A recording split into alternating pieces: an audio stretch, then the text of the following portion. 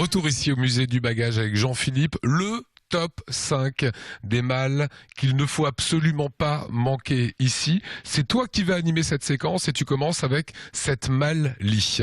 Oui, alors ça c'est une malle qui est exceptionnelle parce que c'est la plus ancienne malle-lit qui existe dans le monde. Le service patrimoine de l'entreprise Vuitton est venu la voir 2-3 fois.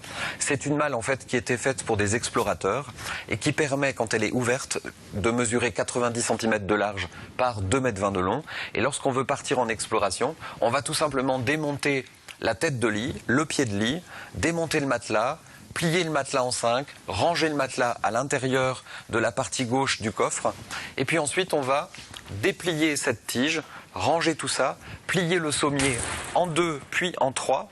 Et ensuite, la malle va se plier l'une sur l'autre. On va mettre des cordes ici, une barre en bois, un porteur et directement partir en exploration. Alors celle-là, on sait qu'elle est allée en Égypte.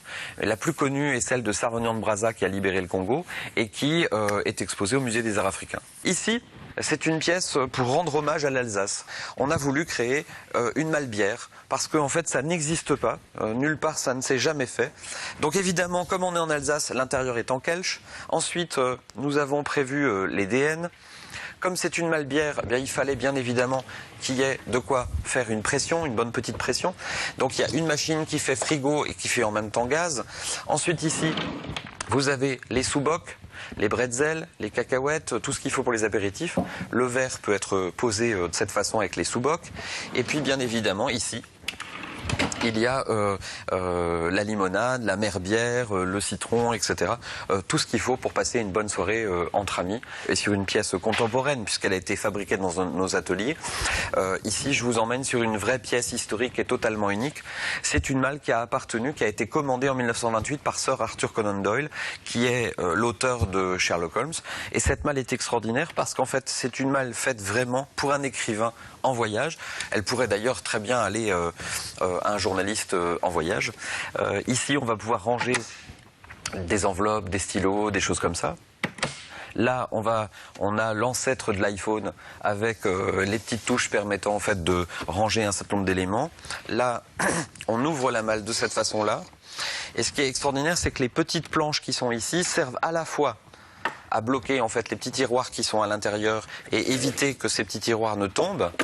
Mais en même temps, ces planches qui là exceptionnellement sont en chaîne sur une malle servent principalement à créer un bureau qu'on va pouvoir déplier de cette façon-là. Et grâce à ça, on va obtenir un véritable bureau permettant à un écrivain de s'installer confortablement et de faire son roman.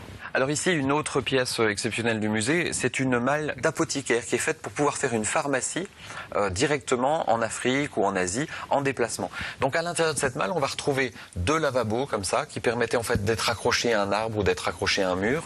On va retrouver la théière, le réchaud, on va retrouver la balance, on va retrouver les flacons en verre qui sont gainés de cuir, on va retrouver le système de bain-marie et on va avoir un ensemble d'éléments comme ça qui sont faits en aluminium, donc ultra légers, qui sont faits en une seule pièce pour éviter en fait d'avoir à rifter ou d'avoir à souder quoi que ce soit. Parallèlement à ça, vous avez une pièce qui est assez amusante et qui représente très bien ce qui se faisait à l'époque dans les bagages. Lorsqu'on l'ouvre, c'est une malle pique-nique pour 2 personnes qui permet en fait de partir en pique-nique. Donc chaque personne va récupérer son petit plateau avec ses couverts, en l'occurrence là c'est Christophe. Et puis à l'intérieur de la malle, il y a bien évidemment 2 verres à champagne. De chaque côté, on va trouver un verre à champagne. Il y a le petit verre complémentaire, la tasse à café. Et tout est parfaitement gainé, tout est parfaitement calé, tout est parfaitement protégé pour éviter le moindre choc pendant le voyage. Et lorsque on va fermer la malle, eh bien on va avoir une étanchéité parfaite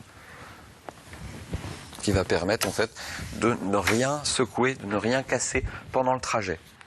Alors je vais vous montrer une dernière pièce qui est dans le container Vuitton qui protège en fait un ensemble de pièces Louis Vuitton.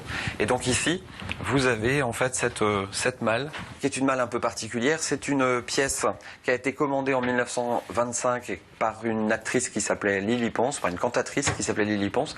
Et c'est une pièce qui servait au transport des femmes, enfin pour les femmes, de 30 paires de chaussures femmes qui étaient transportées dans cette malle. Et donc ce qui est extraordinaire, c'est d'avoir retrouvé en fait la malle avec la totalité de ces petits tiroirs, dont certains sont encore pleins. Avec ce qui est amusant, vous avez l'étiquette avec le contenu, et à l'intérieur on va retrouver la paire de chaussures concernée. Et ça, c'est assez amusant et assez extraordinaire de voir le luxe avec lequel on pouvait voyager en 1925, 1930, 1940, cette période-là. Passionnante histoire du musée du bagage ici à Haguenau. Vous voulez le visiter? Toutes les informations s'inscrivent à présent à l'écran.